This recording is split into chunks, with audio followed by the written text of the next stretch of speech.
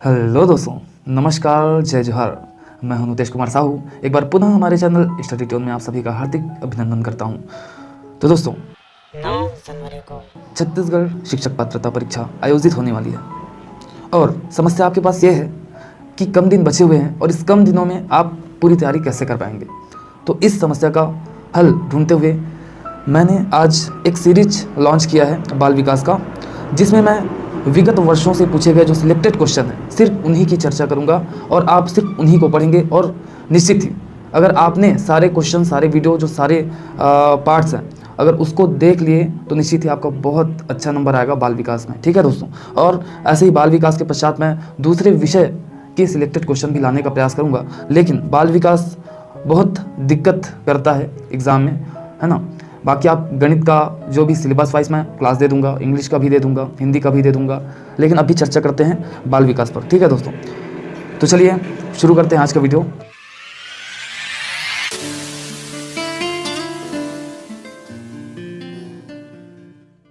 दोस्तों, पहला प्रश्न आप सबके समक्ष।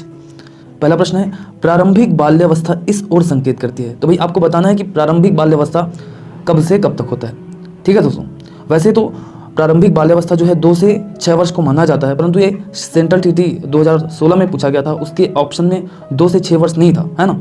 तो इसका आंसर हो जाएगा 3 से 8 वर्ष। ठीक है दोस्तों, 3 से 8 वर्ष तक प्रारंभिक बाल्यावस्था। लेकिन मैं बता दूं 2 से 6 वर्ष तक होता है प्रारंभिक बाल्यावस्था और 6 से 12 उत्तर बाल्यावस्था कहलाता है। ठीक है दोस्तों, और यदि पूछा जाए कि बाल्यावस्था कब से कब तक होता है ना, जहाँ पर प्रारंभिक या उत्तर बाल्यावस्था ऐसा करके ना पूछा जाए, सिर्फ पूछा जाए बाल्यावस्था कब से कब तक, तो 6 से 12 वर्ष तक होता है, ये आपको बताना है। ठीक है दोस्तों, ओके। प्रारंभिक बाल्यावस्था 2 से 6, उत्तर बाल्यावस्था 6 से 12, और सिर्फ बाल्यावस्था पूछा जाए तो 6 से 12 आपको बताना है। दोस्तों, दूसरा क्वेश्चन है, शर्म तथा गर्व जैसी भावना का विकास की अवस्था किस अवस्था में होता है। ठीक है, शर्म तथा गर्व जैसी भावना का विकास किस अवस्था में होता है, तो वो आपको बताना है। शैशवावस्था में, बाल्यावस्था में, किशोरावस्था में या फिर वृद्धावस्था में। तो शैशवावस्था में तो शर्म या फिर गर्व का अनुभव नहीं करते हैं बच्चे, लेकिन जैसे ही शैशवावस्था जो है जन्म से 2 वर्ष तक होता है, दोस्तों आपको पता होना चाहिए। और जैसे ही शैशवावस्था पार करते हैं बच्चे जो है और बाल्यावस्था में प्रवेश करते हैं, उसके बाद शैशवावस्था के जस्ट बाद बच्चे जो है बाल्यावस्था में इंटर करते हैं, प्रवेश करते हैं, और बाल्यावस्था में ही धीरे धीरे जो है शर्म और गर्व की भावना जो है बच्चे में आने लगती है। ठीक है दोस्तों, तो आपका आंसर हो जाएगा बाल्यावस्था, जिसमें जो एक बच्चा है वो शर्म तथा गर्व जैसी भावना का फील करते हैं। ठीक है, अनुभव करते हैं। चलिए, तीसरा क्वेश्चन आप सबके समक्ष, शैशवावस्था की मुख्य विशेषता क्या नहीं है। ठीक है, तो आपको बताना है कि शैशवावस्था की मुख्य विशेषता क्या नहीं है। ठीक है, तो अनुकरण द्वारा सीखने की प्रवृत्ति, है ना। छोटे बच्चों को आपने देखा होगा, वो अनुकरण करके सीखने का प्रयास करते हैं, तो ये तो विशेषता है। आपको पूछा गया है कि विशेषता क्या नहीं है, आपको बताना है। चिंतन प्रक्रिया बात कर लेते हैं, उससे पूर्व जिज्ञासा की प्रवृत्ति। तो छोटे बच्चों में आपने देखा होगा एक जिज्ञासा सी बनी रहती है ना, जिज्ञासा दिखाई देती है, तो जिज्ञासा उनके अंदर होती है।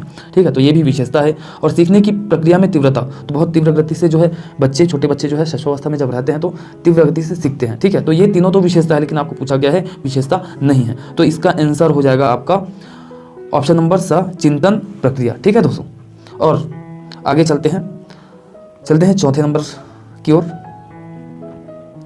चौथा नंबर का क्वेश्चन है, किस मनोवैज्ञानिक के अनुसार विकास एक सतत और धीमा प्रक्रिया है। बार बार पूछा जाता है ये, चाहे वो CGTT हो, सेंट्रल टीटी हो, चाहे रीट हो, चाहे RTT हो, चाहे PTT हो, बहुत सारे। और दोस्तों, जो ये आपके सीरीज में मैं बहुत सारे वीडियो में प्रदान करूंगा, इसमें पूरे सिलेक्टेड क्वेश्चन ही रहेंगे, चाहे वो छत्तीसगढ़ शिक्षक पात्रता परीक्षा हो, PTT हो, चाहे CTT हो, चाहे MPTT हो, चाहे RTT हो, रीट हो, कुछ भी, है ना। ठीक है, तो जितने भी बाल विकास के क्वेश्चन पूछे जा चुके हैं अभी तक, उसको मैं यहाँ पर इंक्लूड करूँगा और सारे के सारे महत्वपूर्ण होंगे। ठीक है दोस्तों, चलिए तो बात करते हैं, किस मनोवैज्ञानिक के अनुसार विकास एक सतत और धीमी प्रक्रिया है। तो याद रखिएगा, बार बार पूछा जाएगा और बहुत ही इंपॉर्टेंट है। तो इसका आंसर होगा, क्या हो सकता है आप सोचिए, कुलेसनिक होगा, पियाजे होगा, स्किनर होगा या हरलाग।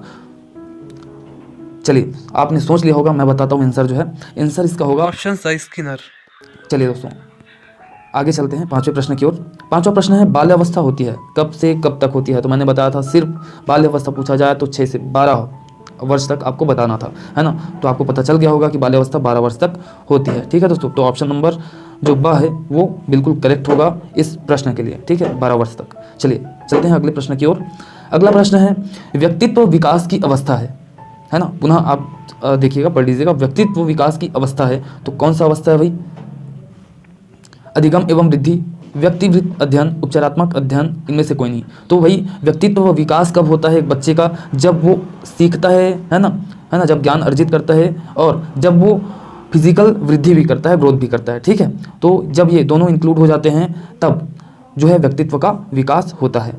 तो ऑप्शन नंबर ए सही हो जाएगा, अधिगम एवं वृद्धि। चलिए चलते हैं अगले क्वेश्चन की ओर, और आप देख लीजिएगा कि ये कौन से सन में कहाँ पूछा गया है, मैं यहाँ पर रख दिया हूँ। ठीक है दोस्तों, यहाँ पर मैं ये नहीं बताऊँगा कि इस एग्जाम में इस सन में आया था, मैं लिख दिया हूँ, वो आपको देखना है। चलिए अगला क्वेश्चन है, विकास में वृद्धि से तात्पर्य है। तो विकास में वृद्धि से तात्पर्य क्या है? और मैं बता दूं जो विकास है वो बहुत वृहद होता है। ठीक है, तो इसमें भाई सिर्फ ज्ञान या फिर सिर्फ संवेग या फिर शारीरिक वृद्धि नहीं होगी, बल्कि वो सारे इंक्लूड होकर के पूरे व्यापक और वृहद बनाते हैं विकास को। ठीक है, आपने पढ़ा भी होगा या जब डीएड या फिर बीएड आपने किया होगा। तो इसका आंसर क्या होगा पहले देख लेते हैं। ऑप्शन ज्ञान में वृद्धि, संवेग में वृद्धि, वजन में वृद्धि, तो ये तीनों इंक्लूड होता है विकास में। तो ऑप्शन नंबर द, आकार, सोच, समझ, कौशलों में वृद्धि, ये आपका बिल्कुल परफेक्ट है इस प्रश्न के लिए। ठीक है दोस्तों, तो ऑप्शन नंबर द जो है वो सही हो जाएगा। अगला क्वेश्चन है, परिपक्वता का संबंध है। तो आपको बताना है परिपक्वता का संबंध किससे है। तो भाई मैं सीधे सीधे बता दूं, पहले तो ऑप्शन देख लीजिए, विकास या बुद्धि या सृजनात्मकता या रुचि।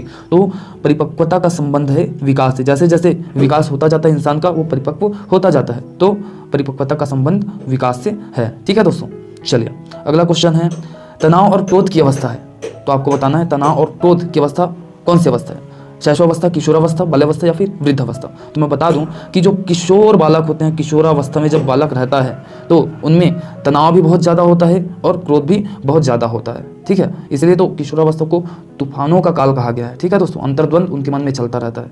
ठीक है दोस्तों, और नेक्स्ट क्वेश्चन आपका है, शारीरिक विकास का क्षेत्र। अच्छा, इसका आंसर मैं बता दिया हूँ, ऑप्शन नंबर ब रहेगा किशोरावस्था। ठीक है, चलिए अगला क्वेश्चन है, शारीरिक विकास का क्षेत्र है। तो शारीरिक विकास का क्षेत्र क्या है देख लेते हैं। समायोजन, समायोजन मानसिक विकास से संबंधित है। अभिप्रेरणा भी मानसिक विकास से संबंधित है। स्मृति भी मानसिक विकास से संबंधित है। बच गया कौन? स्नायुमंडल। तो दोस्तों स्नायुमंडल जो है शारीरिक विकास का क्षेत्र है। ऑप्शन नंबर अ, स्नायुमंडल परफेक्ट है इस प्रश्न के उत्तर के लिए।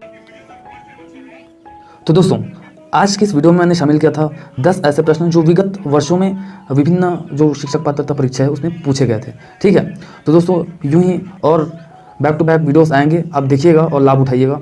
दोस्तों आज की वीडियो के लिए बस इतना ही, मिलते हैं अगले वीडियो में। तब तक के लिए जय हिंद, जय जोहार।